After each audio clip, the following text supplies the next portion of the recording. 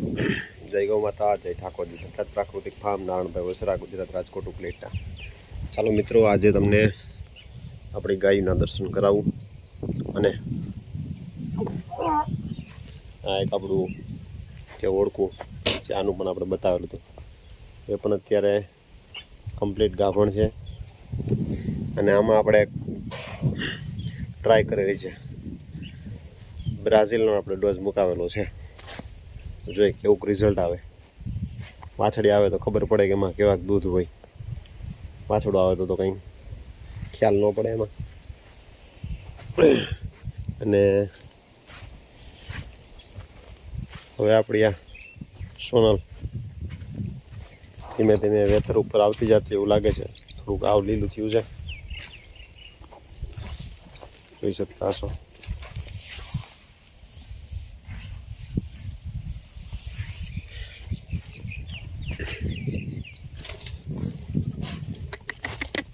સોના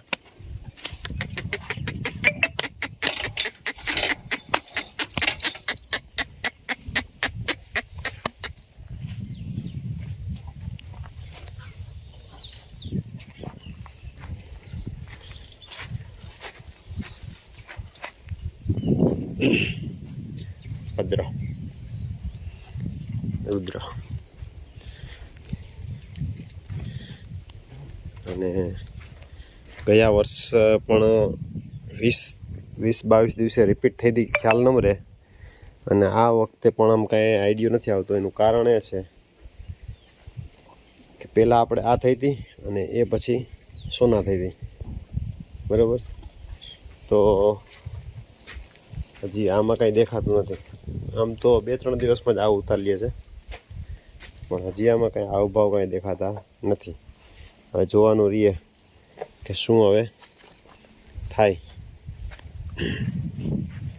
અને આપણા આખા વાડામાં હજી ભદ્રને આપણે ચાલુ નથી કરેલો, કેમ કે રુદ્ર જ પહેલાં ચાલુ હતો એટલે એનો વાડો ચાલુ હોય ને. આમાં એકમાં કેમ કે બધા તે ત્યાં બહુ સારા એવા રિઝલ્ટ આવ્યા હતા. મને એક મિત્રએ કીધું તમારે ત્યાં તો ટ્રાય કરો.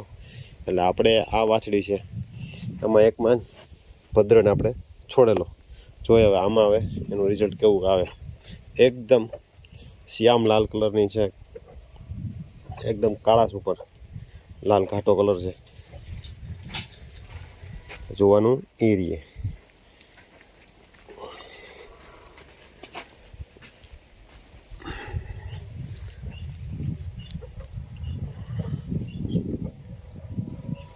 અને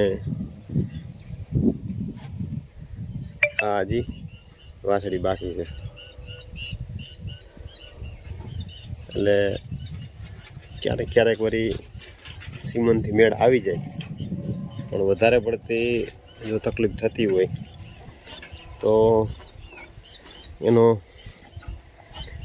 ટાઈમિંગ પીરિયડ છે સેટ ન થતો હોય, એના કારણે થઈ અને તકલીફો થતી હોય.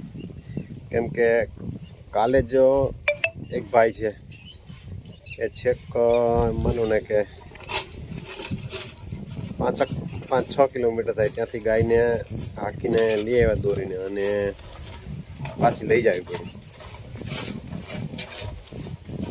ડિસ્ચાર્જ થવા માંડ્યું એટલે એનો મતલબ એ ન હોય કે ગા આપણે આવી ગઈ હશે. એટલે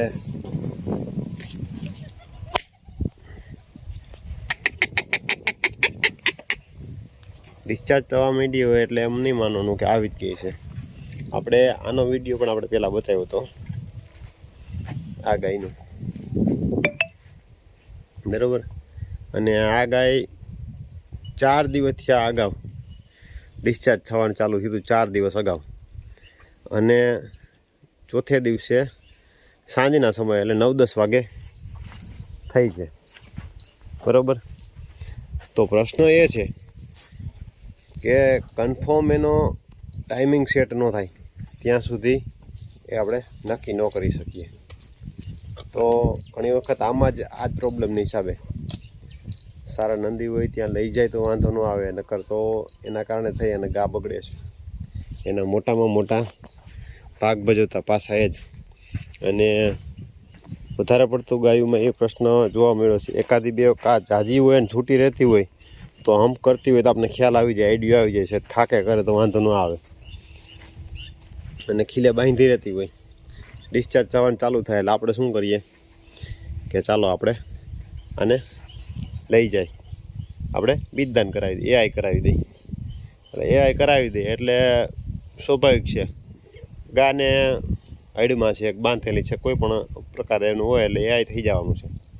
પણ નંદી પાસે જો આવે તો નંદી પાસે ઊભી ન રહીએ અને નંદી પકડે પણ નહીં, આ કન્ફર્મ છે. અને જો ઊભી રહીએ તો નંદી પકડે તો કમ્પ્લીટ ફાઇનલ હોય જ, તો વાંધો ન આવે. એટલે આ જે ભાગ છે એ ખાસ ધ્યાનમાં રાખીને આપણે કરીએ તો વાંધો ન આવે. નહીંતર તો વધારેમાં વધારે મોટામાં મોટો પ્રશ્ન ગૌપાલનમાં બગડવાનો. નંદી વગરના જે ગાય રાખે છે, 4, 5, 6, 7, 8 જે રીતે રાખતા હોય, 4 ગાય 5 ગાય હોય તો નંદી રાખવો પોહાય. પછી નકર ગ્રુપમાં 4, 5 જણા એ રીતે નોખા અલગ અલગ જાણીતા હોય, એની વચ્ચે નંદી રાખે તો એ વાંધો ન આવે. કેમ કે આડાવરું બધાને વાંધો ન આવે ને સારો નંદી હોય તો એને સાચવો કોઈને ભાઈ રહી ન પડે. એટલે આ રીતે ગૌસંવર્ધનમાં ધ્યાન દઈ તો વાંધો ન આવે. નહીંતર તો ઘણા બધા પ્રશ્નો, સારામાં સારી આપણી ગાય હોય એ સમયસર ન થાય એટલે એનો ટાઈમ પીરિયડ ઝાઝો વચ્ચેથી જતો રહીએ. હવે આ જ છે, આ ગાય વચ્ચે 2 વર્ષનો ગેપ આવી ગયો અને હજી ફૈરી છે એટલે હજી 9, 9.5 મહિનાનો ગેપ. આ વખતે જો ગાભ રહી જાય, બીજો કોઈ એને ચરબી અંદરની સાઈડ ક્યાંય ચડેલી ન હોય તો હજી આને દુબરી પાડવી પડશે. અત્યારે ફૂલ તાજી છે, બરાબર. એટલે આવા ઘણા બધા ભાગ છે. અને દુબરી ચરબી છે એ દવાથી કોઈથી ઓગળતી નથી. કોઈને એવો હોય કે અંદરની સાઈડ જે ચરબી છે એ દવાથી ઓગળી જાય, તો એ દવાથી નથી ઓગળતી. કાં એને હાવ દુબરી કરવી પડે, ને કાં રોજનું 5 કિલોમીટર વોકિંગ કરાવવું પડે તો જ ઓગળે. તો ચાલો નવા કોન્સેપ્ટ સાથે મળશું. જય ગૌ માતા. અને કોઈ પણ પ્રકારનો તમને લાગતું હોય તો કોમેન્ટ જરૂર કરજો, જવાબ આપવાનો પ્રયત્ન કરશું.